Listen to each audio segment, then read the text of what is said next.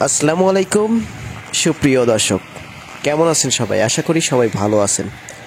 প্রিয় দর্শক, ধানের পাইকারি আপডেট গতকালকে দিতে পারি নাই, গত পরশুও দিতে পারি নাই।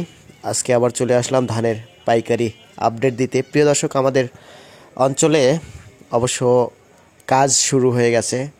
কার্তিক মাস চলে গেল, অগ্রহায়ণ মাস শুরু হয়েছে আজ দুদিন। অগ্রহায়ণ মাসের আজ মানে দুদিন গেছে, 3 দিন আজ।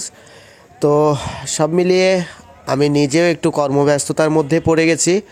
ধান কাটা থেকে শুরু করে ধান যে জমিতে কাটছি সেই জমিতে এখন মানে বিনা চাষে রসুন বপন করতেছি। তো এই জন্য আর কি মানে হাটে সেরকম যাওয়া হচ্ছে না, তারপরেও আপডেটটা দেওয়ার চেষ্টা করছি আমি। আজকে আমরা পুরো বাজার ঘুরলাম, ক্রেতা এবং বিক্রেতাদের সঙ্গে আলোচনা করে শুনলাম যে নতুন যে ধানগুলো আছে, নতুন ধানের দাম মোটামুটি মাশাল্লাহ ভালোই আছে।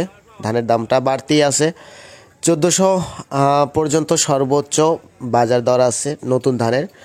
সে ধানটা হলো আপনার যে যে 58, তারপর 48, তারপর বিনা 7, এই সমস্ত নতুন ধানগুলোর দাম 1350 থেকে শুরু করে, মানে 1300 থেকে শুরু করে 1350, 1400 বেচা কেনা চলতেছে নতুন ধানগুলো। আর পুরাতন যে 29 ধানটা আছে সেটা আমাদের এখানে 1520 টাকা, 30 টাকা এরকম বেচা কেনা হচ্ছে প্রতি মন।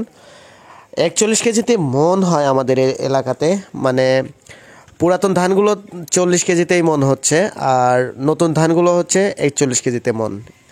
28 ধানের দাম শুনছি আজকে সর্বোচ্চ 1550 টাকা প্রতি মন বেচা কিনা হয়েছে। আর মোটা হাইব্রিড প্রজাতির হীরা ধানটা আজকের হাটে দেখতে পাচ্ছি না। জিরা কাটারি মিনিকেট 1600, 1650 এরকম বেচা কেনা হচ্ছে।